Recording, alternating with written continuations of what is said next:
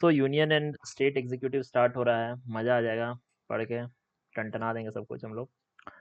Article 52 से article 62 पढ़ने वाले हैं, पार्ट 5। आर्टिकल 35 तक तो पढ़ लिए हैं, 36 से 51 आपका डीपीएसपी बीच में है। डीपीएसपी भी कुछ कुछ पढ़े हैं, 39, 36, फिर यू कैन से 42, 43, 44 सब पढ़ा लिया है, 39 पढ़ लिए हैं। सो बीच बीच में आएगा डीपीएसपी, बट आर्टिकल 46 भी पढ़े हैं, 39 पढ़े हैं। ठीक है। सो आर्टिकल 52 पे आ जाते हैं। तो आर्टिकल 52 सिंपली भाषा में बोल रहा है कि there shall be a president of India. Article 53 में basically executive power of union president में वेस्ट है और डायरेक्टली प्रेसिडेंट या उसके सबऑर्डिनेट के थ्रू एग्जीक्यूट होगा। सेकंड ये लिखा हुआ है, ठीक है। आर्टिकल 54 बेसिकली प्राइम जो प्रेसिडेंट के इलेक्टोरल कॉलेज के बारे में बात कर रहा है, ठीक है। आर्टिकल 55 क्या है, प्रेसिडेंट का इलेक्शन का मैनर। तो कोई भी पूछेगा तो हम लोग क्या बोलेंगे, proportional representation by single transferable vote, ये है, ठीक है। ऑफिस का टर्म कितना है प्रेसिडेंट का, 5 साल, ठीक है। क्या प्रेसिडेंट री एलिजिबल है इलेक्शन के लिए, हाँ है। For any number of terms, हाँ any number of terms. Article 58 क्या बोल रहा है, क्वालिफिकेशन क्या है प्रेसिडेंट का, सिंपल सिंपल क्वालिफिकेशन है कि 35 साल से ज़्यादा होना चाहिए, सिटीजन ऑफ इंडिया होना चाहिए और लोकसभा का क्वालिफाई होना चाहिए। 59 क्या बोल रहा है, ऑफिस का कंडीशन क्या होना चाहिए कि कोई एमपी एमएलए नहीं होना चाहिए या कोई ऑफिस ऑफ प्रॉफिट नहीं होना चाहिए। ओथ कौन दिलाएगा भैया प्रेसिडेंट को, चीफ जस्टिस ऑफ इंडिया दिलाएंगे ओथ, ठीक है। तो who is the procedure for impeachment, impeachment का प्रोसीजर प्रेसिडेंट का एक ही चीज लिखा हुआ है, वायलेशन ऑफ कॉन्स्टिट्यूशन, साफ साफ लिखा हुआ है, ठीक है। आर्टिकल 62 क्या बोल रहा है कि प्रेसिडेंट तब तक रहेंगे time of holding the election to fill the vacancy, ठीक है, कि उनका टर्म्स के एक्सपायर होने से 6 महीना पहले या विद इन 6 मंथ्स हो जाना चाहिए, ठीक है। अब घुसते हैं हम लोग। सबसे पहला है आर्टिकल 54 और आर्टिकल 55 जो कि बात करता है प्रेसिडेंट के इलेक्शन पे, ठीक है। तो प्रेसिडेंट के इलेक्शन कॉलेज में कौन कौन है, तो सिंपली इसमें लिखा हुआ है कि जो लोकसभा, राज्यसभा और स्टेट लेजिस्लेटिव असेंबली और जो लेजिस्लेटिव यूनियन है आपका दिल्ली और पुडुचेरी, उसका elected members they are the part of the electoral college. तो अगर हम लोग बात करें कि जम्मू कश्मीर जो अभी बना है, ये अभी तक ऐसा नहीं है, ठीक है। अब नॉमिनेटेड मेंबर आउट है, पहला चीज याद रखना है आपको, ठीक है, दोनों ही हाउसेस का। तो अब तो एंग्लो इंडियन हट गया, तो 12 जो नॉमिनेटेड मेंबर है राज्यसभा का हट गया। जो भी स्टेट लेजिस्लेटिव असेंबली का नॉमिनेटेड मेंबर है वो हट गया, स्टेट लेजिस्लेटिव काउंसिल पार्ट नहीं लेता। सिंपल दिमाग में फिट होना चाहिए कि प्रेसिडेंट के इलेक्शन में Lok Sabha, Rajya Sabha, state legislative assembly और आपका क्या बोलिएगा, यूनियन टेरिटरी का जिसमें लेजिस्लेचर है दिल्ली और पुडुचेरी, उसका इलेक्टेड मेंबर सिर्फ पार्ट लेगा, डन डन है, ठीक है। मैथ बहुत आसान है, राज्यसभा का जो उसका मैनर ऑफ इलेक्शन है आर्टिकल 55 में दिया हुआ है। क्या बोले हम लोग, indirect election, single transferable vote, by proportional representation. तो इसमें आप लोग को समझना होगा कि जो वोट का वेट है वो काउंट होगा 1971 के सेंसस के हिसाब से। तो राष्ट्रपति का इलेक्शन किसके हिसाब से हो रहा है, 1971 के हिसाब से। एमएलए का वोट कितना है, पॉपुलेशन ऑफ स्टेट बटा number of MLA divided by 1000, तो ये एमएलए का वोट है। एमपी का वोट कितना होगा, जितना एमएलए का वोट है डिवाइडेड बाय टोटल एमपीज, ये एमपी का वोट होगा, ठीक है। 54 हो गया, 55 हो गया। अब हम लोग को समझना है 61 में इम्पीचमेंट कैसे होगा। इम्पीचमेंट होगा वायलेशन ऑफ कॉन्स्टिट्यूशन करने से ही, ठीक है। बट वायलेशन ऑफ कॉन्स्टिट्यूशन क्या है, ये तो डिफाइन ही नहीं किया गया है, ठीक है, सिंपल से समझना है। इनिशिएशन कैसे होगा, इम्पीचमेंट कोई भी हाउस में स्टार्ट हो सकता है, पर प्रोसीजर क्या है कि 1/4 मेंबर एटलीस्ट साइन करेगा और देगा। 14 दिन का एडवांस नोटिस आपको देना होगा प्रेसिडेंट को, ठीक है, 14 डे का नोटिस, 1/4 मेंबर पहले साइन करेगा। अब जो इनिशिएटिंग हाउस उसको रिजोल्यूशन, मतलब सिर्फ स्पेशल मेजोरिटी 4 है, 2/3 of the total membership, absolute super majority है, ठीक है। अदर हाउस इन्वेस्टिगेट करेगा चार्ज को, जिस हाउस में आएगा उस अदर हाउस इन्वेस्टिगेट करेगा, प्रेसिडेंट के पास राइट टू अपीयर रहेगा। If the investigating house pass the resolution, the president stand removed, ठीक है। इम्पीचमेंट पैराडॉक्स क्या है, the people who elect the president are not the same people who impeach the president. तो कौन कौन part ले रहा है, तो इम्पीचमेंट में आपका जो नॉमिनेटेड एमपी है वो पार्ट लेगा, और जो इलेक्टेड एमएलए जो था वो पार्ट नहीं लेगा। तो इम्पीचमेंट के समय में बस आपका इलेक्टेड प्लस नॉमिनेटेड जो लोकसभा और राज्यसभा का मेंबर ही पार्ट लेगा। आपका स्टेट लेजिस्लेटिव असेंबली का काम खत्म हो गया, ठीक है। ओथ का अगर बात करें तो प्रेसिडेंट जो ओथ है, क्या चीज का ओथ लेते हैं? Preserve, protect and defend the constitution, ये ओथ में लिखा हुआ उनका। आर्टिकल 60 में उनका ओथ है कि वो प्रिजर्व करेंगे, प्रोटेक्ट करेंगे और डिफेंड करेंगे। तो गार्डियन ऑफ कॉन्स्टिट्यूशन बन रहे हैं along with the judiciary, president भी है आर्टिकल 60 के हिसाब से, ठीक है। To be a president person must be qualified for election with either house of parliament, नहीं, लोकसभा के लिए है, ठीक है। वाइस प्रेसिडेंट के लिए राज्यसभा के लिए होना चाहिए, ठीक है। आर्टिकल 58 ये बात बोल रहा है, ठीक है। और उसके बाद यूएस वाइस प्रेसिडेंट का ट्रैप हो सकता है कि if the president dies the vice president assume the days of the reminder of the term, ठीक है। ऐसा नहीं है।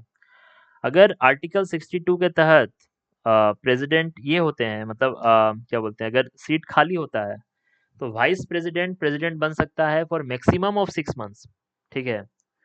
जिसमें उस बीच में आपका 6 विदिन 6 मंथ्स फ्रेश इलेक्शन हो जाना चाहिए और जो न्यूली इलेक्टेड प्रेसिडेंट होगा उसके पास नया 5 टर्म्स होगा, ठीक है। ये चीज समझिए, ठीक है।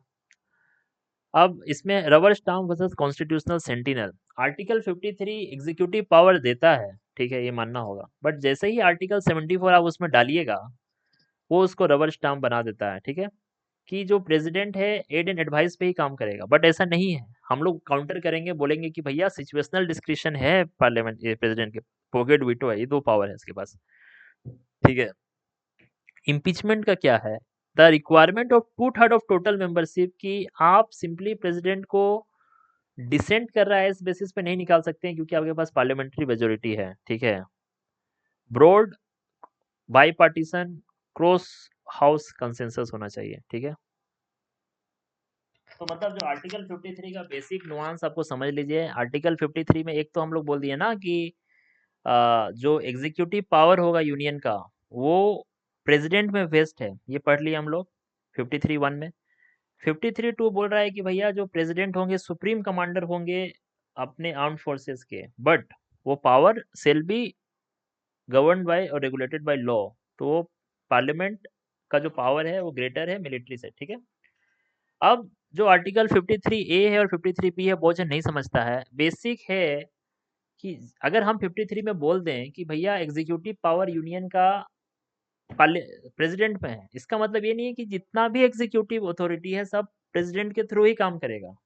इसका मतलब ये नहीं है। इसका मतलब कि अगर कॉन्स्टिट्यूशन किसी और भी अथॉरिटीज को या स्टेट गवर्नमेंट्स को कुछ फंक्शन डिजाइन या डेलीगेट करती है, they also exist parallelly, okay, to the, ये चीज आपको मान के चलिए।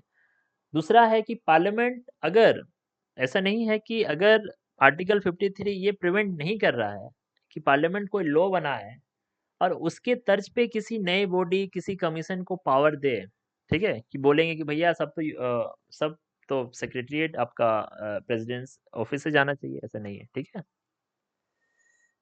दूसरा, लेट्स टॉक अबाउट आर्टिकल 153 से आर्टिकल 162।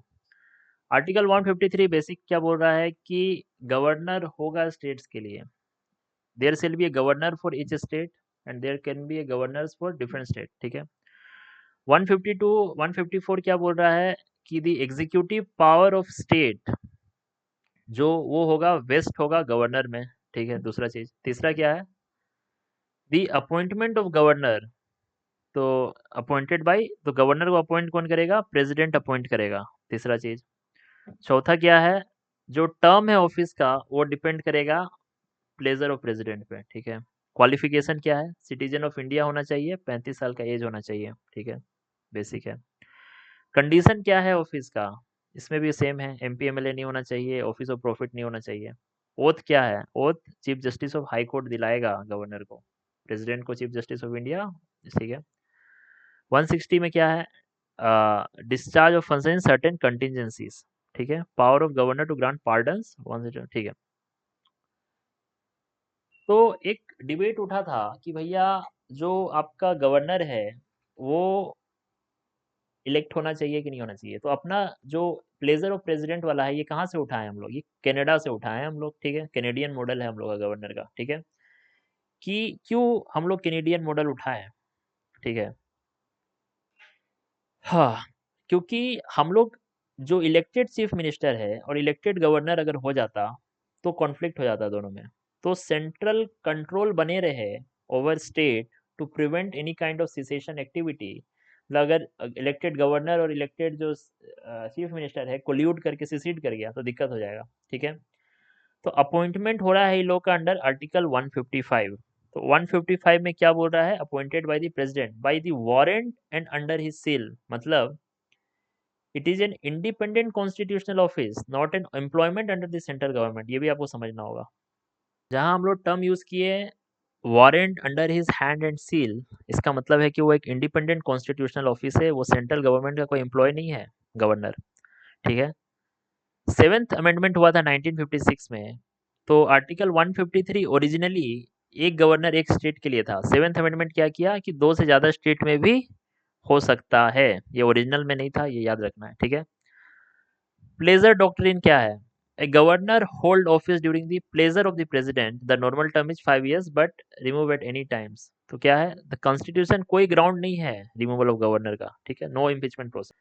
इसके बाद हम लोग को समझना है आर्टिकल 161 में पार्डनिंग पावर है गवर्नमेंट का। ये तो चलो बाद में पढ़ेंगे हम लोग, ठीक है। उसके बाद ओथ का ट्रैप है कि गवर्नर को बोलेगा कि प्रेसिडेंट ओथ दिलाता है, नहीं, under 159 chief justice of high court दिलाता है, ठीक है।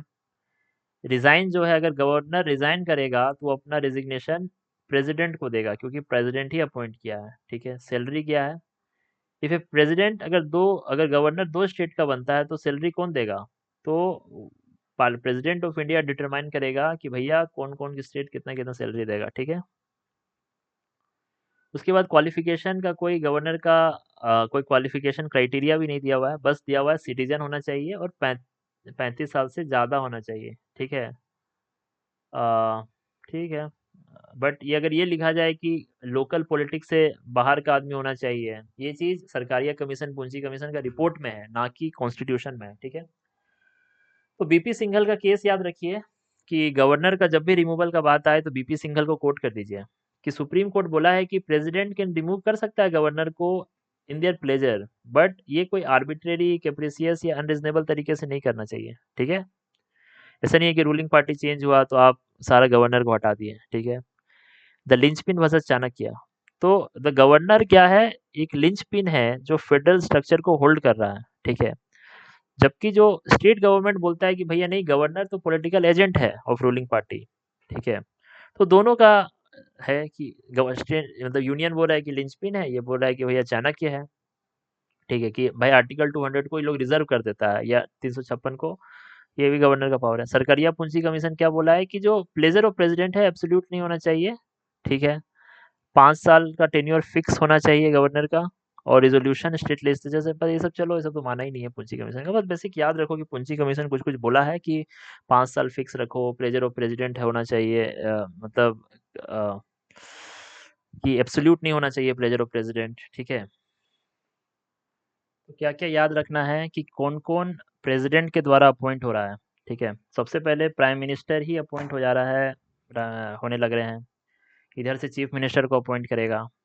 On the advice of prime minister council of minister को प्रेसिडेंट अपॉइंट करेगा, और on the advice of CM chief minister council of ministers को एडवाइस करेगा। जो हाईएस्ट लॉ ऑफिसर है कंट्री का, जो अटॉर्नी जनरल है आर्टिकल 76 में, उसको अपॉइंट करेगा। एडवोकेट जनरल को अपॉइंट करेगा दी आपका 165 में गवर्नर, ठीक है। जो चेयरमैन है मेंबर है यूपीएससी के, उसको अपॉइंट करेगा। So there is a highest law officer है attorney general of India, advocate general, election commission. तो पहले ऑर्गेनाइज ऐसे डायरेक्ट समझो ना कि पहले आप काउंसिल ऑफ मिनिस्टर को चुन लिए, आप चीफ लॉ ऑफिसर को चुन लिए, आप पब्लिक सर्विस ऑफिसर जो आपका पूरा परमानेंट ब्यूरोक्रेसी चुनेगा आप उसको चुन लिए, जो आपका चेयरमैन है मेंबर है यूपीएससी का आर्टिकल 316 में, ठीक है। इलेक्शन कमीशन को चुन लिया, चीफ इलेक्शन कमीशन को चुन लिया आर्टिकल 324 में।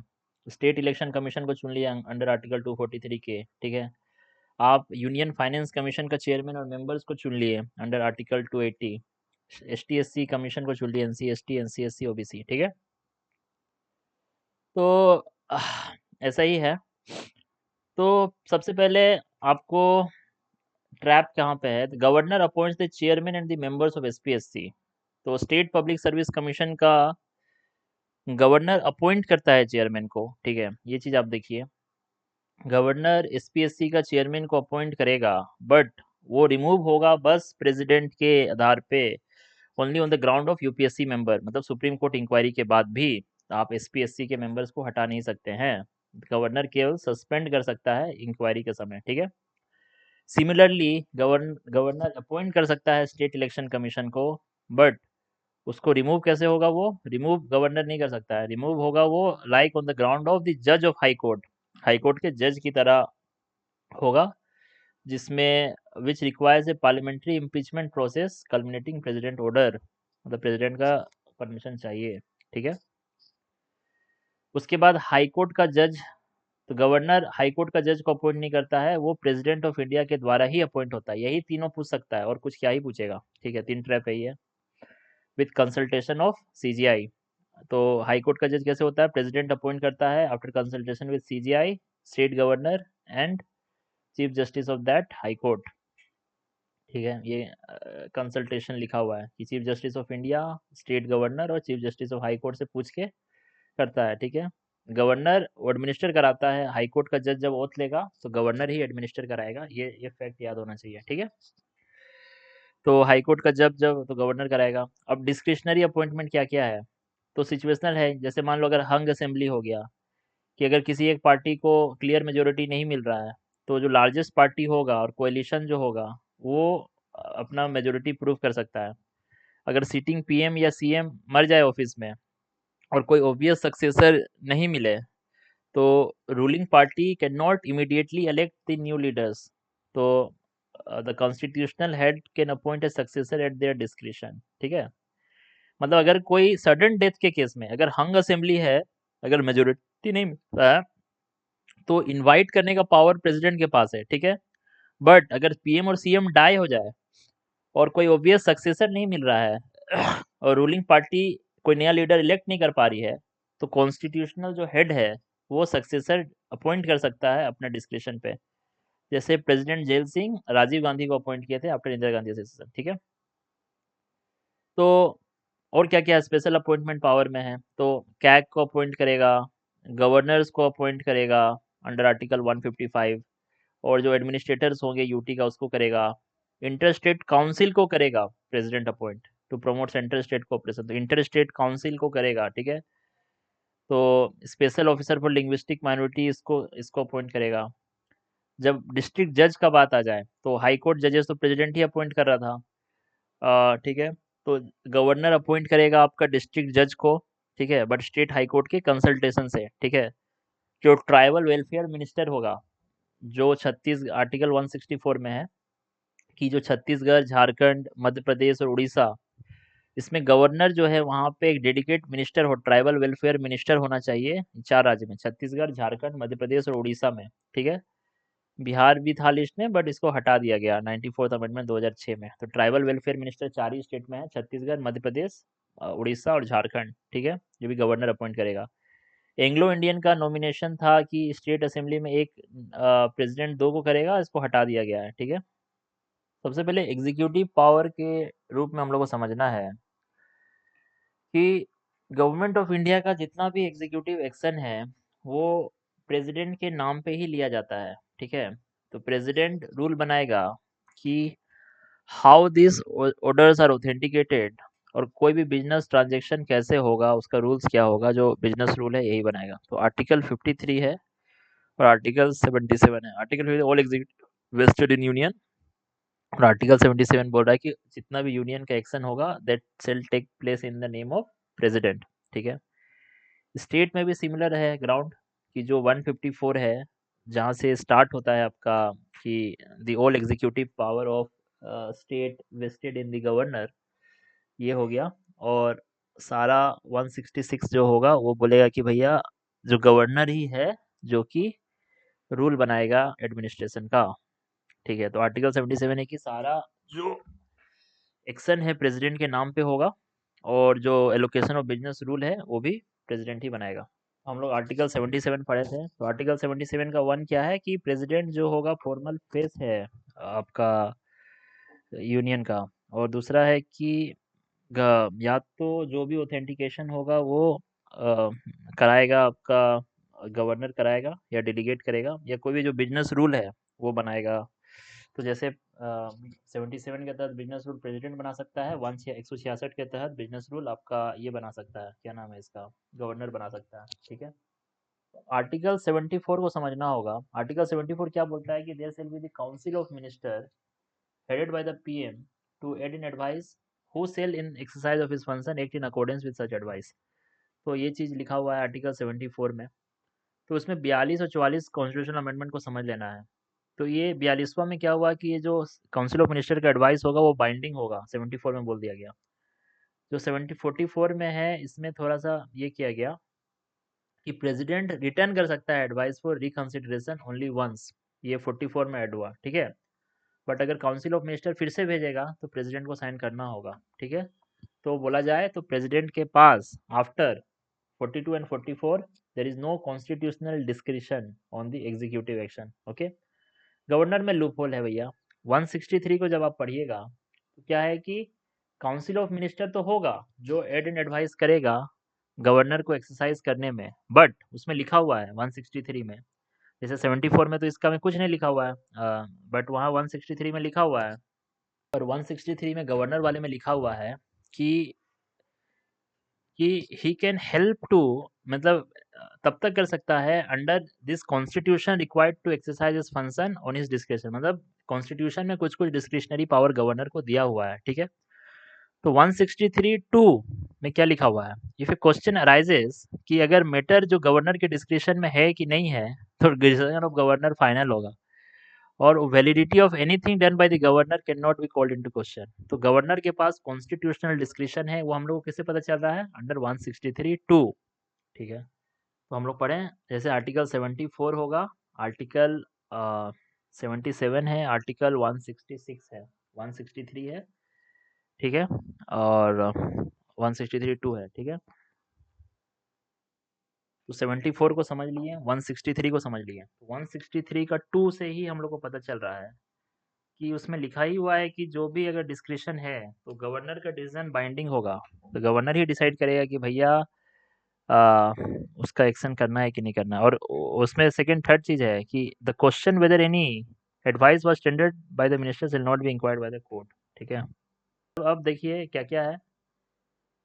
अगर किसी पीएम और सीएम को हंग असेंबली में चुनना है तो सिचुएशनल डिस्क्रिशन हो गया, तो ये प्रेसिडेंट के पास भी है, गवर्नर के पास भी है। अगर किसी काउंसिल ऑफ मिनिस्टर को डिसमिस करना है, अगर लूज मेजोरिटी कर दिया है, तो दोनों के पास है सिचुएशनल डिस्क्रिशन। ठीक है, पहला अपॉइंट करने का, एक डिसमिस करने का। तीसरा है कि लोअर हाउस अगर काउंसिल ऑफ मिनिस्टर मेजोरिटी को लूज कर दिया है, ठीक है, तो ये भी सिचुएशनल है कि या तो आप काउंसिल ऑफ मिनिस्टर को डिसमिस कीजिए या लोअर हाउस को डिसमिस कीजिए। देख रहा है, ये दोनों पॉइंट अलग अलग है, इसको ध्यान रखना। किसी भी बिल को रिजर्व करना प्रेसिडेंट के पास ये पावर नहीं है, बट कॉन्स्टिट्यूशनल डिस्क्रिशन दिया है अंडर आर्टिकल 200 कि गवर्नर कर सकता है। प्रेसिडेंट को प्रेसिडेंट रूल लगाने के लिए रिकमेंड करना, बट यहाँ पे दिया है अंडर आर्टिकल 356 गवर्नर के पास है पावर। ठीक है, किसी एडमिनिस्टर करना किसी एडजॉइनिंग यूटी को, यहाँ पे यहाँ पे independently of state council of minister, ये आप यूटी का जो होगा वो वहाँ काउंसिल ऑफ मिनिस्टर से नहीं पूछेगा। Determining minor liability of tribal district council, तो 6 शेड्यूल में जो ट्राइबल एडवाइजरी काउंसिल है उसमें माइनिंग रॉयल्टी कैसे बटेगा असम, मेघालय, त्रिपुरा, मिजोरम में, ये भी गवर्नर ही डिसाइड करेगा। ठीक है, सो इट इज़ द अब जो राइट टू इन्फॉर्मेशन है कि जो, क्योंकि ये एग्जीक्यूटिव चीफ है, तो जो प्राइम मिनिस्टर होंगे अंडर आर्टिकल 78 और चीफ मिनिस्टर होंगे अंडर आर्टिकल 167 अपना सारा डिसीजन बताएंगे जाके प्रेसिडेंट और गवर्नर को। ठीक है, अगर कोई इंडिविजुअल मिनिस्टर डिसीजन बना लिया है but the whole cabinet has not considered it, तो प्रेसिडेंट और गवर्नर ऑर्डर दे सकता है पीएम और सीएम को to submit the decision to the full council of minister for consideration. तो इंडिविजुअल मिनिस्टर चेक गवर्नर कर सकता है। ठीक है, कोर्ट का इंक्वायरी में क्या है, if the president acts unconstitutionally the supreme court can inquire into that exact advice given by the council of minister to the president, तो 74(2) को ले लो या 163(3) को पढ़ो। ये कोई भी जो एडवाइस दिया जाएगा गवर्नर को या प्रेसिडेंट को, वो इंक्वायरी में नहीं रहेगा।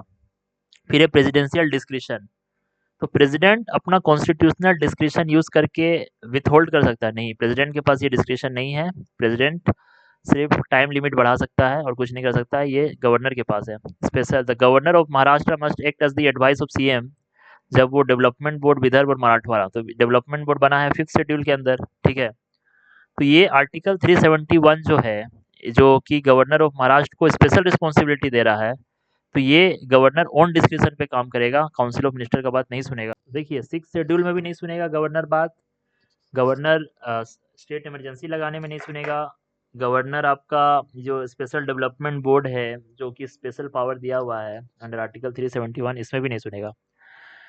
डुअल रोल समझिए कि जो आपका लिंच पिन वाला या स्टेट का चाणक्य वाला जो कॉन्सेप्ट है कि एपिसेंटर है गवर्नर का एग्जीक्यूटिव पावर, क्योंकि 163(2) बहुत ही नुआंस आर्टिकल है। ये बोल रहा है कि जो गवर्नर का डिसीजन है डिस्क्रिशन पे, वो फाइनल है, ठीक है, तो आप नहीं कर सकते कुछ। फिर इसके बाद एक केस कोट कीजिए, नवम रेबिया का केस। नवम रेबिया का क्या है केस कि गवर्नर का जो डिस्क्रिशनरी पावर है अंडर 163 इज नॉट एब्सोल्यूट और अनचैलेंजेबल। मतलब इसमें बोला जा रहा है कि अगर गवर्नर आर्बिट्ररली इसको यूज नहीं कर सकता है लेजिस्लेटिव प्रोसेस से against the advice of CM, ये आप इसको बोल सकते हैं। फिर शमशेर सिंह वाले केस में, शमशेर सिंह वाले केस में क्या बोल रहा है कि प्रेसिडेंट और गवर्नर जो है वो फॉर्मल हेड है बस, ठीक है। इसमें क्या बोला कोर्ट कि भाई जो कॉन्स्टिट्यूशन है वो रिक्वायर, जहां भी अगर बात है सेटिस्फेक्शन ऑफ प्रेसिडेंट का, वो पर्सनल सेटिस्फेक्शन नहीं है बल्कि satisfaction of council of minister है। तो शमशेर सिंह को कोट कर दीजिए, ठीक है। बहुत बार हम लोग कंफ्यूज हो जाते हैं कि प्रायर रिकमेंडेशन कहाँ लगेगा, ठीक है।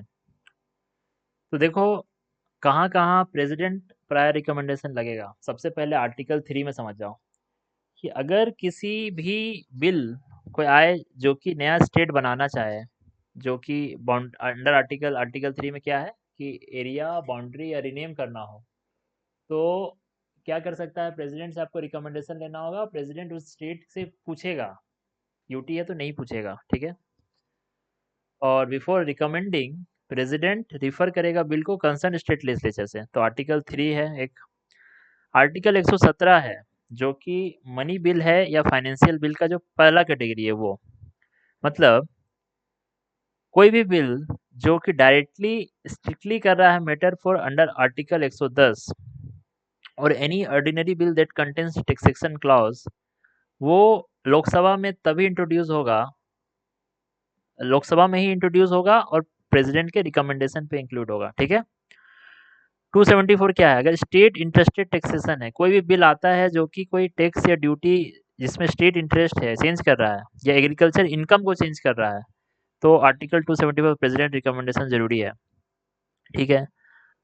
No demand for grant asking for money can be made except recommendation, मतलब डिमांड ऑफ ग्रांट अंडर 113 के तहत वो बिना प्रेसिडेंट रिकमेंडेशन से आप नहीं मांग सकते हैं, ठीक है। अब स्टेट लेवल पे अगर मान लीजिए अगर कोई स्टेट लेजिस्लेचर ऐसा बिल पास करना चाहे जो कि freedom of trade, commerce, intercourse इसको रिस्ट्रिक्ट करे अंडर आर्टिकल 304, तो उसमें भी प्रायर सैंक्शन लगेगा प्रेसिडेंट का, ठीक है। ठीक है, तो देखिए प्रेसिडेंट का रिकमेंडेशन आर्टिकल 3 में लगा, मनी बिल में लगा 117 में, और आपका 274 स्टेट इंटरेस्टेड टैक्सेशन में लगा, 113 में लगा। स्टेट के लेवल पे अगर बात करें, वो एकदम क्लियर होना चाहिए, सब बहुत ही नुआंस पॉइंट है, एकदम क्लियर होना चाहिए कि इंटर स्टेट ट्रेड रिस्ट्रिक्शन अगर लगे, ठीक है, अगर स्टेट लेजिस्लेचर कोई ऐसा बिल पास करना चाहे जो कि इंटर स्टेट ट्रेड कॉमर्स को हर्ट करे, तो उसमें प्रेसिडेंट का प्रायर रिकमेंडेशन लगेगा। गवर्नर कहाँ कहाँ करेगा, तो गवर्नर भी जैसे प्रेसिडेंट मनी बिल पे लगा रहा था, वैसे यहाँ भी जो स्टेट का मनी बिल है वो आर्टिकल 207 में है, जैसे इसका 117 में है उसका 207 में है, ठीक है। अगर कोई भी स्टेट टैक्स या बोरोइंग जो है उसके लिए स्टेट लेजिस्लेटिव असेंबली में ही पेश होगा। वहाँ भी डिमांड ऑफ ग्रांट, जैसे इसका डिमांड ऑफ ग्रांट 113 में था, उसका डिमांड ऑफ ग्रांट 203 में है, ठीक है। अ, क्या पूछ रहा है, constitutional amendment bill under article 368 prior recommendation चाहिए प्रेसिडेंट का? नहीं, तो कॉन्स्टिट्यूशनल अमेंडमेंट को तो प्रेसिडेंट मना ही नहीं कर सकता है ना, तो प्रायर रिकमेंडेशन नहीं चाहिए, ठीक है।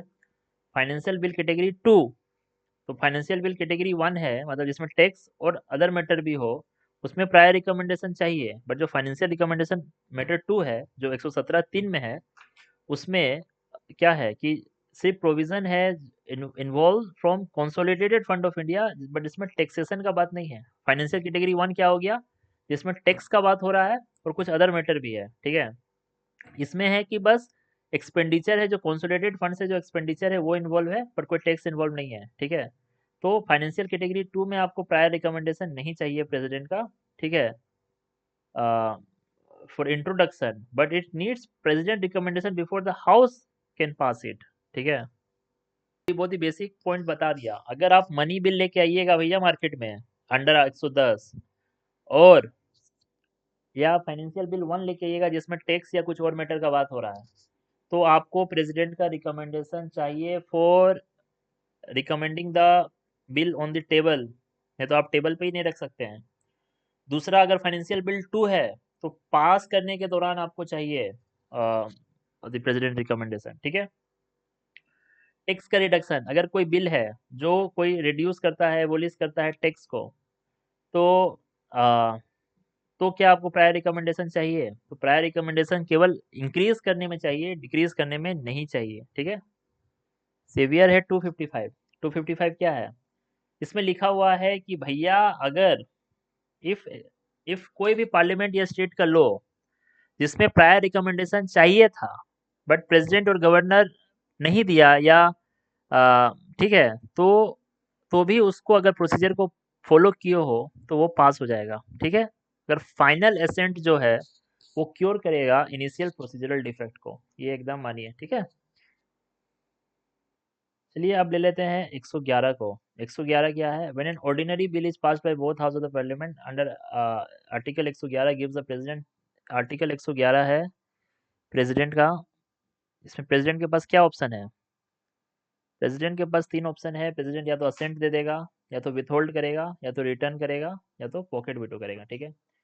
अगर वो असेंट दे देता है तो बिल एक्ट बन जाएगा। अगर वो विथहोल्ड करेगा असेंट, ठीक है, एब्सोल्यूट वीटो है, ये बिल डाई कर जाएगा, ठीक है। मतलब अगर कोई प्राइवेट मेंबर बिल है, या कैबिनेट रिजाइन करेगा after passing a bill but before the president sign it, cabinet resign कर दिया after passing a bill before the president sign, तो विथहोल्ड हो गया। तीसरा है अगर बिल को रिटर्न कर दिया, ठीक है, president can return the bill अगर मनी बिल नहीं है फॉर रिकंसिडरेशन। और अगर पार्लियामेंट फिर से बिल पास किया तो आपको प्रेसिडेंट को असेंट देना होगा, ठीक है। The veto is suspended by simple majority, ठीक है। उसके बाद पॉकेट वीटो, तो constitution explicitly state that president को रिटर्न करना है bill as soon as possible, but time limit नहीं दिया है। इसलिए प्रेसिडेंट सिंपली बिल को रख सकता है, जैसे president Zail Singh pocket veto कर लिया था इंडियन पोस्ट ऑफिस अमेंडमेंट को 1986 में, ठीक है। एसेंट दो, विथहोल्ड करो, या तो रिटर्न करो। तो विथहोल्ड कर सकते हो। विथहोल्ड कब कर सकता है? प्राइवेट मेंबर बिल में विथहोल्ड कर सकता है, या कोई नया कैबिनेट अगर एडवाइस करे विथहोल्ड करने को तब कर सकता है, ठीक है। गवर्नर क्या कर सकता है? आर्टिकल 200 में उसके पास ऑप्शन बढ़ गया। गवर्नर गवर्नर या तो असेंट दे सकता है, या तो विथहोल्ड कर सकता है, या तो रिटर्न कर सकता है, ठीक है, सेम प्रेसिडेंट वाला।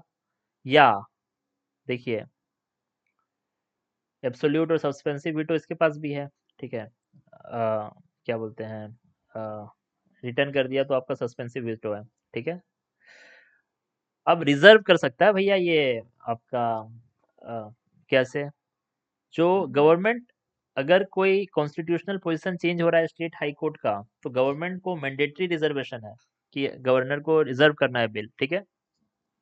या अगर गवर्नर अपना डिस्क्रिशन यूज कर सकता है to reserve the bill that ultra vires the constitution या डीपीएसपी या कोई लार्जर नेशनल इंटरेस्ट में, उसका डिस्क्रिशन है गवर्नर का। तो अंडर आर्टिकल 163(2) में अगर गवर्नर अपना यूज कर लेगा, ठीक है।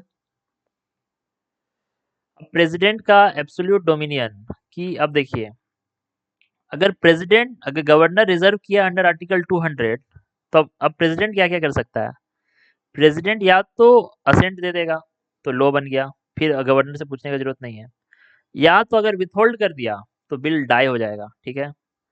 या गवर्नर को डायरेक्ट कर सकता है टू रिटर्न इट, फिर स्टेट के पास 6 महीना है टू रिकंसिडर। अल्टीमेट ट्रैप क्या है कि अगर अब फिर स्टेट लेजिस्लेचर पास किया रिटर्न बिल, प्रेसिडेंट को भेजेगा, अब गवर्नर गायब हो गया है। अब प्रेसिडेंट अभी भी जैसे गवर्नर बाउंड था, अब प्रेसिडेंट बाउंड नहीं है to give the assent. Unlike in ordinary union bill, president enjoy absolute unbreakable veto over state bill reserve for them, ठीक है।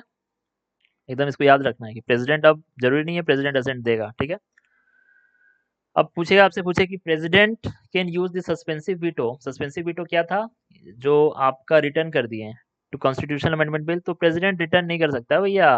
24 कॉन्स्टिट्यूशनल अमेंडमेंट जो था 1971 का, वो ऑब्लिगेटरी है कि प्रेसिडेंट को असेंट देना होगा, ठीक है। मनी बिल में क्या है, government can return state money bill to Vidhan Sabha, ना ना ना भैया, ना प्रेसिडेंट ना गवर्नर ये रिटर्न नहीं कर सकता है मनी बिल को, ठीक है। ये भी है। या तो वो एसेंट दे सकता है या तो विथहोल्ड कर सकता है। तो withholding is extremely rare since it was introduced with their prior permission, ठीक है। यूएस प्रेसिडेंट के पास 10 दिन का पिक्वेट वीटो होता है, जबकि इंडियन प्रेसिडेंट के पास 14 दिन का होता है। नहीं, इंडियन कॉन्स्टिट्यूशन कोई टाइम लिमिट नहीं है प्रेसिडेंट का, पॉकेट वीटो नहीं है। तो तो आपका इसके पास पॉकेट वीटो नहीं है। तो इनडिफिनिट पॉकेट कंट्रोवर्सी क्या है कि पॉकेट वीटो गवर्नर के पास भी है, हाँ, कि एज सुन एज पॉसिबल लिखा हुआ उसके लिए भी, अगर वो असेंट दो या रिटर्न करो। तो पंजाब, केरला, तमिलनाडु है, वो सुप्रीम कोर्ट को अप्रोच किया है कि भैया जो गवर्नर है वो बैठ गया है बहुत सारे बिल पे अंडर आर्टिकल 200। तो इस पे सुप्रीम कोर्ट बोला, अभी दिया था कि अनलिमिटेड नहीं बैठ सकता है, 3 महीना में करना होगा, बट वो फिर से उसको रिइंस्टेट कर लिया, ठीक है। तो सुप्रीम कोर्ट रिइंटरप्रेट किया था कि the supreme court dropped a constitutional bombshell कि governor can not indefinitely withhold the assent and just sit on the well, must logically return the bill to the legislature for the reconsideration as soon as possible, ठीक है। The governor cannot act as unelected absolute veto over the elected legislature। हाँ, इंडिफिनिटली withhold नहीं कर सकता है। अगर आपको withhold करना ही है तो आप रिटर्न कीजिए बिल को, ठीक है। एसिमेट्रिक फेडरलिज्म, तो आर्टिकल 201 बोल रहा है कि India is not a pure federation, कि union executive can absolutely veto a law made by the competent state legislature on a state subject, showcase that strong unitary bias of Indian constitution, ठीक है। तो article 85 को समझते हैं और article 174 को समझते हैं, ठीक है। तो कॉन्स्टिट्यूशन जो है प्रेसिडेंट और गवर्नर को कंट्रोल करता है लाइफलाइन का, क्या है, समनिंग, पहला चीज कि कोई भी हाउस को कॉल करने का पावर है प्रेसिडेंट के पास, ठीक है। तब 2 सेशन पार्लियामेंट का बीच में 6 महीना से ज़्यादा नहीं होना चाहिए, ठीक है। अगर 6 महीने से ज़्यादा नहीं है तो एटलीस्ट ट्वाइस ए ईयर जो आपका ये है जुटेगा, ठीक है। First power is summoning, the second is prorogation. Prorogation means the power to terminate a session of the house, that is prorogation, ठीक है। Once the presiding officer adjourns the house sine die, the president and governor issue a formal notification of prorogation within few days, ठीक है। देख रहे हैं, समन करने का और प्रोरोगेशन करने का। तो हाउस को सेशन को टर्मिनेट करने का पावर स्पीकर के पास नहीं है। प्रोरोगेटिव पावर जो है ये आपका इसके पास है, प्रेसिडेंट या गवर्नर के पास है। मतलब अगर प्रिसाइडिंग ऑफिसर हाउस को एडजर्न किया फॉर इंडिफिनिटली, प्रेसिडेंट और गवर्नर फॉर्मल नोटिफिकेशन निकालेगा फॉर प्रोरोगेशन। डिसोल्यूशन का पावर भी स्पीकर के पास नहीं है, तो स्पीकर के पास केवल एडजर्न करने का पावर है, बाकी प्रोरोगेशन और डिसोल्यूशन करने का पावर इसके पास है। अगर डिसोल्यूशन हो जाता है तो फ्रेश जनरल इलेक्शन होगा, राज्यसभा और स्टेट लेजिस्लेचर डिसॉल्व नहीं होगा, ठीक है। उसके बाद है एडजर्नमेंट और एडजर्नमेंट सीने डाई। तो एडजर्नमेंट का पावर प्रिसाइडिंग ऑफिसर के पास है, ठीक है। It only terminates A sitting few hours के लिए, डे के लिए, इंडिफिनिटली के लिए, ठीक है। समनिंग, प्रोरोगेशन एंड डिसोल्यूशन वो प्रेसिडेंट गवर्नर करता है, ठीक है। पहला हम लोग पढ़ लिए हाउस का लाइफ और डेथ 85 और 174। एड्रेस करना है हाउस को, तो 86 और 87। पहला है 87 स्पेशल एड्रेस। स्पेशल एड्रेस क्या है कि at the commencement of the first session after each general election, lower house में, तो वो जो एड्रेस होगा प्रेसिडेंट देगा। और हर एक साल में पहला जो सेशन होगा, जो बजट सेशन होगा, उसका भी एड्रेस प्रेसिडेंट देगा अंडर 87।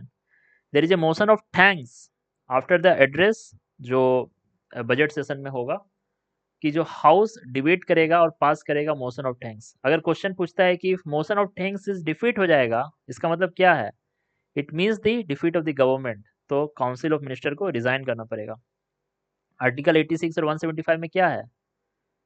175 द प्रेसिडेंट या गवर्नर कैन एड्रेस कर सकता है किसी भी हाउस को, या मैसेज उनको सेंड कर सकता है for any bill pending in this legislature, और जो हाउस होगा उसको उस मैसेज को कंसिडर करना होगा, bound to consider with such message, ठीक है।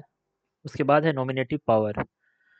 तो प्रेसिडेंट 12 मेंबर राज्यसभा में नॉमिनेट करता है। क्या क्या होना चाहिए? लिटरेचर, साइंस, आर्ट और सोशल सर्विस। लिटरेचर लास्ट जो है उससे होता है। गवर्नर जो है 1/6 member of state legislative council को नॉमिनेट करता है। इसमें भी लास्ट है, बट एक्स्ट्रा है जो आपका literature, art, science and social service. Literature, art, science, cooperative movement और social service. So cooperative movement is only a ground for nomination by the governor at state level, not the president at central level. ठीक है, state level पे ही है। ठीक है, Anglo Indian से abolish हो गया है 104 कॉन्स्टिट्यूशनल अमेंडमेंट 2019 से। ठीक है, तो लैप्सिंग ऑफ बिल को समझिए। ठीक है, ये बार बार टेस्ट होता है, आप समझिए। अगर एक बिल पेंडिंग है लोकसभा में, ठीक है, केस समझिए, और passed by it and pending in upper house, ठीक है, लैप्स हो जाएगा अगर लोअर हाउस डाई हो जाएगा। ठीक है, अगर लोकसभा में पेंडिंग है या लोकसभा पास कर दिया, राज्यसभा में पेंडिंग है, तो बिल लैप्स होगा। बिल अगर लोकसभा में पेंडिंग है तो लैप्स होगा। लोकसभा में पास हुआ, राज्यसभा में पेंडिंग है, लैप्स होगा। सर्वाइव कब होगा ये इसको याद याद रखिए, बाकी समय लैप्स हो जाएगा। अगर राज्यसभा में पेंडिंग है और अभी तक लोकसभा में पास नहीं हुआ है तो बिल रह जाएगा, क्योंकि राज्यसभा परमानेंट नेचर का, पहला चीज। दूसरा, अगर बिल दोनों के द्वारा पास है, ठीक है, दोनों के द्वारा पास है बट प्रेसिडेंट एसेंट के लिए पेंडिंग है, तो भी रह जाएगा। तीसरा, अगर बिल जिसके लिए प्रेसिडेंट नोटिफाई कर दिया है कि जॉइंट सीटिंग करवाएंगे अंडर आर्टिकल 108 लोकसभा का डिसोल्यूशन होने से पहले, वो भी रह जाएगा। तो कौन सा 3 बिल रहेगा? जो कि राज्यसभा में पेंडिंग है, जो कि प्रेसिडेंट असेंट के लिए पेंडिंग है, और जो कि जॉइंट सीटिंग के लिए पेंडिंग है। ठीक है, नवम रेबिया का केस हमेशा याद रखिए कि जो गवर्नर जो समन करता है हाउस को, क्या वो कॉन्स्टिट्यूशनल डिस्क्रिशन को यूज करता है? तो इसका आंसर होगा नहीं। जो पावर है हाउस को समन करने का under the 174 is not discretionary. उसके लिए गवर्नर को काउंसिल ऑफ मिनिस्टर का एड एंड एडवाइस सुनना होगा। This is the first thing. दूसरा, अगर एक्सेप्शन क्या है कि अगर सीएम मेजोरिटी लॉस कर दिया है तो गवर्नर फ्लोर टेस्ट को समन कर सकता है। ठीक है, दूसरा है colourable legislation. Wadhwa case, Wadhwa case में क्या हुआ कि क्या एक चीफ मिनिस्टर गवर्नर को एडवाइस कर सकता है कि आप भैया असेंबली को प्रोरोग कर दीजिए। ठीक है, क्यों? अगर आप प्रोरोग कर दीजिएगा तो आप ऑर्डिनेंस इशू कर सकते हैं। तो ये कलरेबल लेजिस्लेशन के तहत आ जाएगा कि आप एग्जीक्यूटिव लेजिस्लेचर को बाईपास कर नहीं सकता है by the rule of ordinance. तो वाधवा केस में इसको ये कराया। इंटीग्रेटर रोल क्या है कि कोई भी पार्लियामेंट्री ईयर जब स्टार्ट होता है तो जो जॉइंट एड्रेस होगा प्रेसिडेंट या गवर्नर का, what it symbolizes? It symbolizes the unity of the state. And ये लेजिस्लेटिव एजेंडा सेट करता है कि जो एग्जीक्यूटिव है और लेजिस्लेचरी है वो पार्लियामेंट्री सिस्टम में फ्यूज है, सेपरेट नहीं है लाइक यूएस। ठीक है, इसको याद रखिए। हम लोग समझना चाह रहे हैं तो भैया, एक ऑर्डिनेंस का सेम फोर्स है as an act of parliament, but it can only be issued if two strict conditions are met। आप कंडीशन क्या है कि कोई भी आर्टिकल 123 क्या बोलता है कि जब दोनों ही हाउस नहीं है सेशन में, या एटलीस्ट वन हाउस नहीं है सेशन में। ठीक है, मतलब because a bill need both the houses to be present to pass. ठीक है, अगर एक भी ब्रेक पे है तो लो पास नहीं होगा। आर्टिकल 213 क्या बोल रहा है? अगर लेजिस्लेटिव असेंबली सेशन में नहीं है, ठीक है, और in state with two houses, both the houses are not in session. Either वाला सीन स्टेट में नहीं है, हैदर वाला सीन केवल यहाँ पे है, ठीक है। ये चीज आपको ध्यान रखना है, ठीक है। इमीडिएट एक्शन, बाकी दूसरा क्या है इमीडिएट एक्शन कि प्रेसिडेंट और जो गवर्नर है मस्ट सेटिस्फाई होना चाहिए कि अभी जरूरी है ये करना, ठीक है। तो आरसी कूपर का केस हुआ 1970 में। वो बोल रहा है कि ये जो सेटिस्फेक्शन है कि जो आप ऑर्डिनेंस के लिए सेटिस्फाई हो जा रहे हैं, क्या वो जस्टिसिएबल है?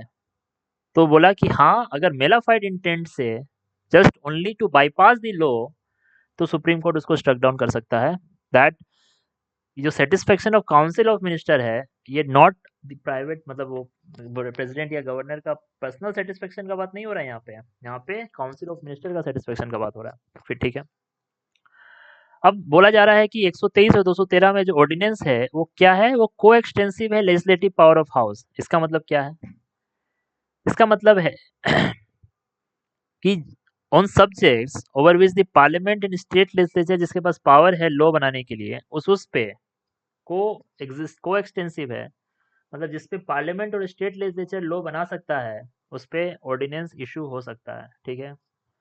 गवर्नर स्टेट या कंकरेंट लिस्ट में कर सकता है, प्रेसिडेंट यूनियन और कंकरेंट लिस्ट में कर सकता है, ठीक है, पहला चीज।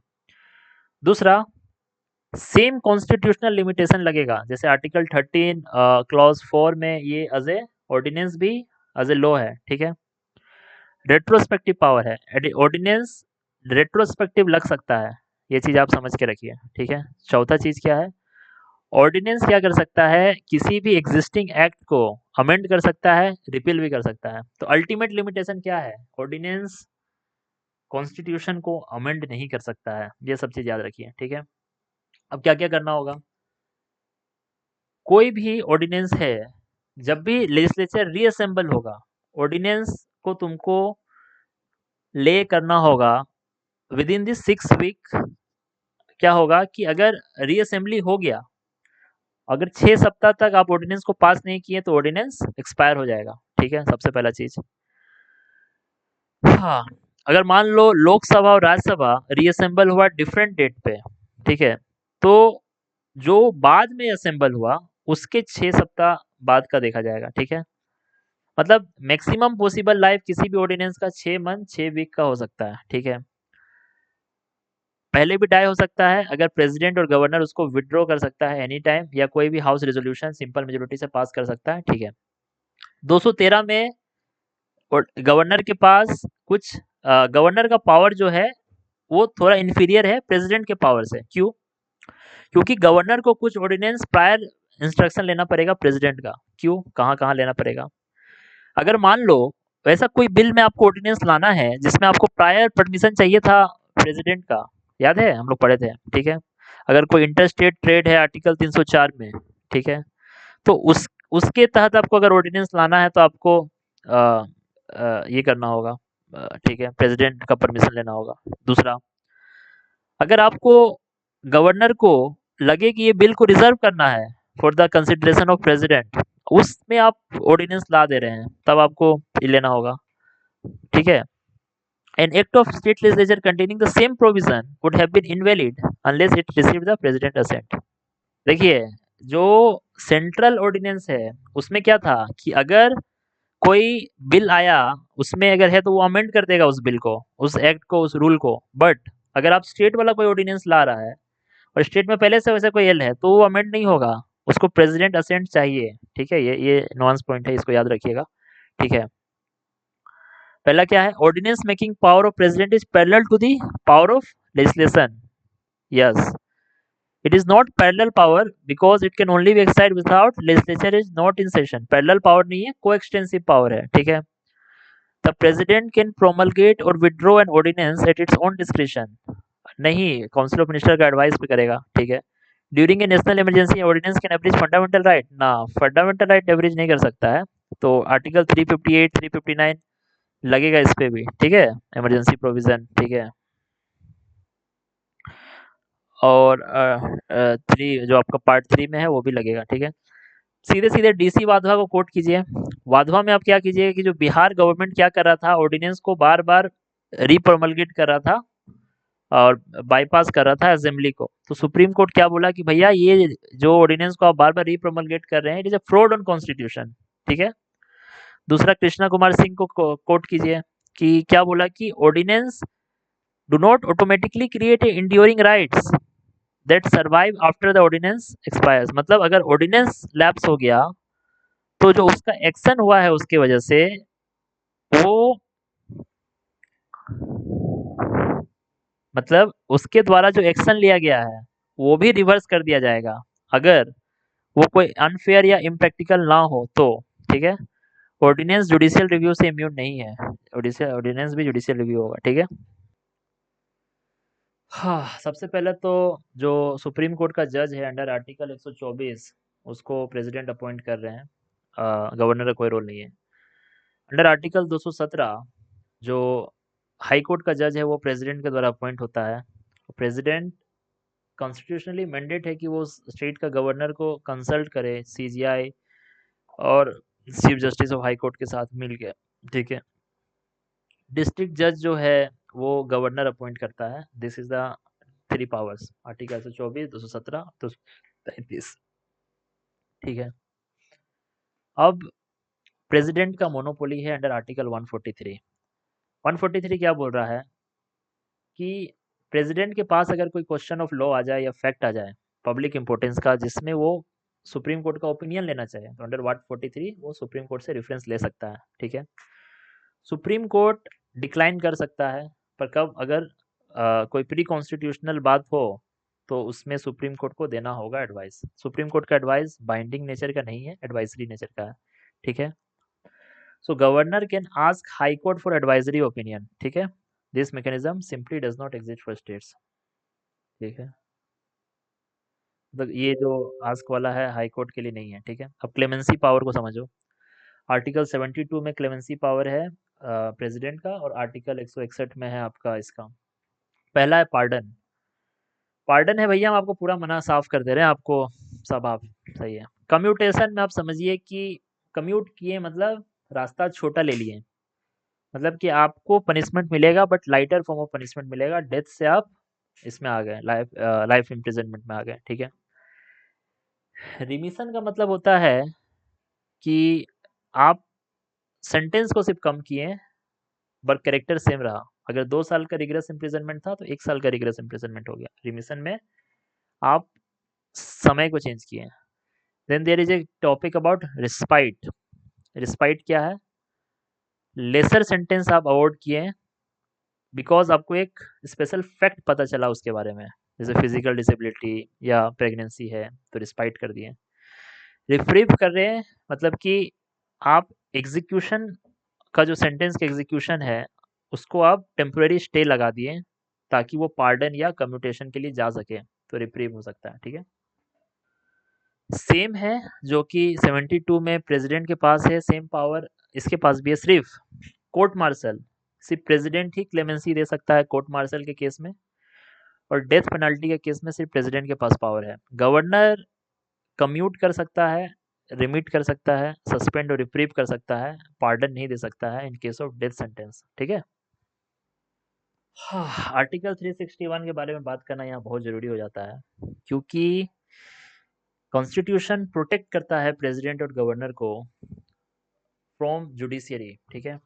मतलब जब तक वो ऑफिस में है, जो भी वो ऑफिशियल कैपेसिटी में किए हैं उसके लिए उनके लिए कोई क्रिमिनल प्रोसीडिंग नहीं होगा during the term of office. ठीक है। Even if they commit a crime they must be removed impeach first before facing trial. ठीक है। कोई भी कोर्ट इशू नहीं कर सकता है ऑर्डर फॉर देयर अरेस्ट और इम्प्रिजनमेंट ड्यूरिंग देयर टर्म। ठीक है। दूसरा चीज। तीसरा, सिविल प्रोसीडिंग। तो सिविल प्रोसीडिंग चल सकता है। ठीक है। आपको 2 महीना का प्रायर नोटिस देना होगा but for only personal acts, मतलब ऑफिशियल कैपेसिटी में वो इम्यून है क्रिमिनल और सिविल दोनों टाइप के प्रोसीडिंग्स है। ठीक है। The president exercise the pardoning power at is independent ना, जो मरूराम केस है उसमें सुप्रीम कोर्ट बोला है कि काउंसिल ऑफ मिनिस्टर के एडवाइस से ही करता है। A convict who files a mercy petition has a fundamental right to oral hearing before president. तो सुप्रीम कोर्ट क्लेरिफाई किया है कि जो पिटिशनर के पास कोई राइट नहीं है to demand personal oral hearing from the president. ठीक है। Pardoning power of the president is absolute and beyond the scope of judicial review. नहीं, इसमें भी जुडिशियल रिव्यू किया जा सकता है। ठीक है। पहला है आपका Epuru Sudhakar case. Absolute clemency कि गवर्नर पार्डन कर दिया एक convicted murder who has a political ally, तो सुप्रीम कोर्ट वो पार्डन को क्वाश कर दिया। सुप्रीम कोर्ट बोला कि जो क्लेमेंसी पावर है it's is subject to judicial review. आप इसको जुडिस आर्बिट्रेरली या मेलाफाइड इंटेंट के साथ एक्सरसाइज नहीं कर सकते हैं, ठीक है। तो ये जो इपुरु सुधाकर केस था इसी में जो एब्सोल्यूट क्लेमेंसी खत्म हुआ था, ठीक है। मतलब आप किसी कन्विक्टेड मर्डर को जो पॉलिटिकल एलाई है आप उसको ये नहीं कर सकते हैं। शत्रुघ्न चौहान केस, इसमें क्या था, प्रेसिडेंट डेथ रो पे मर्सी पिटिशन पे बैठ गया था without making any decision. Supreme court बोला कि ये इनऑर्डिनेट जो अनएक्सप्लेन डिले है मर्सी पिटिशन को ये करने में, it causes psychological torture to convict violating their article 21। तो तो कोर्ट क्या किया, कम्यूट कर दिया उन लोगों का सेंटेंस को। कम्यूट कहता है कि लाइफ इम्प्रिजनमेंट को, जो उनका डेथ सेंटेंस को लाइफ इम्प्रिजनमेंट में चेंज कर दिया प्रेसिडेंट का डिले की वजह से, ये शत्रुघ्न चौहान केस में, ठीक है। तो हम लोग को समझना है कि भैया एब्सोल्यूट जैसे प्रेसिडेंट और गवर्नर क्राउन वेयर तो कर रहे हैं, but the actual sword is with the hand of the council of minister, ठीक है। So you need to understand what does it mean by the collective responsibility and what does it mean by the individual responsibility, ठीक है। तो 6 month rule क्या है कि जो prime minister है, चीफ मिनिस्टर है, is appointed by a titular head and the other ministers are appointed on the advice of PM and CM, ठीक है। सबसे पहले आर्टिकल 75 और आर्टिकल 164, मतलब बेसिक याद रखना, आर्टिकल नंबर जरूरी नहीं है। मतलब एक पर्सन जो कि पार्लियामेंट का मेंबर नहीं है can be appointed as minister और इवन पीएम और सीएम। रूल क्या है कि जैसे ही वो नॉमिनेट हो तो वो बंदा 6 महीना के अंदर मस्ट बी इलेक्टेड और nominated to either house, otherwise वो मिनिस्टर सीज हो जाएगा, ठीक है, पहला चीज। दूसरा, सुप्रीम कोर्ट बोला है S R Chaudhary versus state of Punjab में कि जो मेंबर फेल हो रहा है 6 महीना में इलेक्ट होने में can not be reappointed as minister in the same legislative term without getting elected first, ठीक है। This prevent the subversion of democracy via backdoor extension. मतलब बैकडोर आप एक्सटेंशन नहीं कर सकते हैं कि 6 महीना में आप अपॉइंट नहीं हुए तो आपको सस्पेंड कर दिए, फिर 1 महीना पार करके फिर आपको रीअपॉइंट कर दिया, नहीं। अगर आप 6 महीना के अंदर रीअपॉइंट नहीं हुए तो उस लेजिस्लेटिव टर्म में आप तब तक रीअपॉइंट नहीं हो सकते हैं तब तक जब तक आपको फिर से इलेक्शन नहीं लड़ा जाता है, ठीक है। 95 फर्स्ट कॉन्स्टिट्यूशनल अमेंडमेंट एक्ट जो आया 2003 में, वो बोला कि जो मिनिस्टर्स होगा, ठीक है, the total number of ministers होगा इंक्लूडिंग पीएम, वो क्या होगा, वो टोटल स्ट्रेंथ का 15% से ज्यादा नहीं होना चाहिए, ठीक है। ये राज्यसभा का स्ट्रेंथ इंक्लूड नहीं कर रहा है, ठीक है, सिर्फ टोटल स्ट्रेंथ ऑफ लोकसभा का बात हो रहा है, ये भी ये देखना होगा, ठीक है, पहला चीज। दूसरा, जो स्टेट में जितना टोटल नंबर ऑफ मिनिस्टर होगा सीएम को लेके वो 15% से ज्यादा नहीं होना चाहिए total strength of legislative assembly of that state, दूसरा चीज। तीसरा, इन स्मॉलर स्टेट 15% बहुत छोटा हो जाएगा to run a government, therefore amendment mandates that the number of minister in a state shall not be less than 12, ठीक है। तो किसी भी स्टेट में कम से कम 12 से कम मिनिस्टर नहीं हो सकता, ठीक है, उस स्टेट के लिए है, स्टेट के लिए है, याद रखिएगा। 91 से ही आया है ये। दिल्ली के लिए एक्सेप्शन है कि 10% ऑफ असेंबली स्ट्रेंथ है, 7 मिनिस्टर हो सकता है दिल्ली में, ठीक है, 239 ए। तो दिल्ली में 10% है, बाकी में 15% है। स्टेट के लिए अगर छोटा स्टेट है तो अगर उसका 15% कम हो रहा है तो 12 हार्ड लिमिट है, ठीक है। कलेक्टिव रिस्पॉन्सिबिलिटी का बात हो रहा है कि जो काउंसिल ऑफ मिनिस्टर है वो कलेक्टिव रिस्पॉन्सिबल है लोअर हाउस के प्रति, ठीक है। जो मैक्सी में क्या है, स्विम एंड सिंक टुगेदर, इसको याद कर लीजिए। अगर नो कॉन्फिडेंस मोशन पास होता है लोकसभा में even against a single minister और स्पेशल गवर्नमेंट पॉलिसी, पूरा काउंसिल ऑफ मिनिस्टर को रिजाइन करना होगा, ठीक है। दूसरा है कैबिनेट सॉलिडेरिटी, कि एक मिनिस्टर को पब्लिकली सपोर्ट करना होगा सारा कैबिनेट डिसीजन को, ठीक है। अगर मिनिस्टर फंडामेंटली डिसएग्री करता है कैबिनेट का डिसीजन को, उसको डिफेंड नहीं करता है तो उसको रिजाइन देना होगा काउंसिल ऑफ मिनिस्टर से, ठीक है। जैसे हरसिमरत कौर बादल को रिजाइन देना पड़ा था फार्म बिल से, ठीक है। इंडिविजुअल रिस्पॉन्सिबिलिटी का अगर बात करें तो जो मिनिस्टर होल्ड कर रहा है office within the pleasure of president और गवर्नर, ठीक है। प्रेसिडेंट मिनिस्टर को तभी हटा सकता है on the advice of PM, ठीक है। This allows PM to remove the bad apple without collapsing the entire government, ठीक है। काउंसिल ऑफ मिनिस्टर का साइज क्या है? Council of minister large body होगा, 60 से 70 मिनिस्टर होगा, 15% 545 का, ठीक है। कैबिनेट उसका स्मॉल इनर बॉडी होगा, 15 से 20 मिनिस्टर होगा, ठीक है। दूसरा, अब जो आपका काउंसिल ऑफ मिनिस्टर है, इसमें 3 टाइप के मिनिस्टर होंगे, the cabinet minister, minister of state and deputy ministers, ठीक है। Cabinet minister, minister of state में इंडिपेंडेंट चार्ज और रेगुलर, और डेप्यूटी मिनिस्टर, ठीक है। वहाँ पे आपका सिर्फ कैबिनेट मिनिस्टर ही होता है स्टेट में, ठीक है। स्मॉल होता है, 15 से 20 का होता है, ठीक है। तो इसमें सीनियर मोस्ट लीडर होंगे, ठीक है, जो की पोर्टफोलियो वाले होंगे वो लोग होंगे इसमें। इस मिनिस्टर ऑफ स्टेट और डिप्टी मिनिस्टर कैबिनेट में नहीं होता है, ठीक है। फंक्शन क्या है? ये क्या होता है? ये एवरीडे गवर्नमेंट के लिए मीट नहीं करता है, ठीक है। ये लोग फ्रीक्वेंटली मीट करता है कोर पॉलिसी, मतलब जो रियल पॉलिसी डिसीजन हो रहा है यहीं पे हो रहा है, कैबिनेट में हो रहा है, ठीक है। तो 74 से 75 में काउंसिल ऑफ मिनिस्टर का डिस्कशन है, बट आपका, ठीक है, तो कॉन्स्टिट्यूशनल स्टेटस है कि काउंसिल ऑफ मिनिस्टर 74 और 75 में है, जबकि जो कैबिनेट है वो आर्टिकल 352 में ऐड हुआ है। 352 में है कि नेशनल इमरजेंसी के दौरान आपको रिटर्न एडवाइस चाहिए कैबिनेट पे, तो पहले नहीं था, 44th कॉन्स्टिट्यूशनल अमेंडमेंट में ऐड हुआ, ठीक है। A person must be a member of Lok Sabha to be appointed as prime minister, ऐसे नहीं है, राज्यसभा का भी मेंबर हो सकता है। मनमोहन सिंह थे, इंदिरा गांधी दोनों राज्यसभा से आई थी, ठीक है। A minister who is the member of Rajya Sabha can speak and vote in Lok Sabha. हाँ, मिनिस्टर के पास बोलने का और प्रोसीडिंग में पार्ट लेने का हिस्सा है, पर वोट वो एक ही हाउस से दे सकता है, ठीक है। In India every order of president must be countersigned by a minister who bears legal responsibility. जैसे ऐसा नहीं है इंडिया में, जैसे ब्रिटेन की तरह नहीं है कि जो बिल होगा वो लीगल रिस्पांसिबिलिटी नहीं है मिनिस्टर का। कोर्ट इंक्वायर नहीं कर सकता है कि क्या एडवाइस दिया गया प्रेसिडेंट को, ठीक है। मतलब जो ministers are not legally responsible. तो हम लोग बोल सकते हैं we are the prime ministerial form of government. तो हम लोग इसको पार्लियामेंट्री सिस्टम बोलते हैं, पॉलिटिकल साइंटिस्ट इसको प्राइम मिनिस्टीरियल सिस्टम बोलते हैं, ठीक है। सो पीएम जो है डिक्टेट करता है लाइफ और डेथ को काउंसिल ऑफ मिनिस्टर को, इसलिए हम लोग इसको prime ministerial form of government बोलते हैं, ठीक है। वो कैबिनेट को चेयर करता है, पोर्टफोलियो को डिस्ट्रीब्यूट करता है। पीएम जो है प्राइमस इंटर पायर्स है, फर्स्ट अमंग्स इक्वल्स, ठीक है, but moon among the lesser stars, और the keystone of the cabinet arch. ये सब लिख दोगे तो आग लगेगा भाई, आग लगेगा, ठीक है। किचन कैबिनेट का बात है कि कैबिनेट में भी किचन कैबिनेट का बात है, एक्स्ट्रा कॉन्स्टिट्यूशनल बॉडी है जिसमें पीएम और उसका 2-4 ट्रस्टेड कलीग होगा, ठीक है। पीएम को सीक्रेसी के साथ करना होगा काम। तो शैडो कैबिनेट है, ये ब्रिटेन में होता है, इंडिया में नहीं होता है। जैसे यूके में क्या होता है ना कि ओपोजिशन एक पैरेलल कैबिनेट बना लेता है कि फ्यूचर मिनिस्टर को या जो रूलिंग कैबिनेट को बैलेंस करने के लिए, कि इंडिया में कोई शैडो कैबिनेट जैसा कॉन्सेप्ट नहीं है, ठीक है। डन है जी, खत्म है आपका एग्जीक्यूटिव।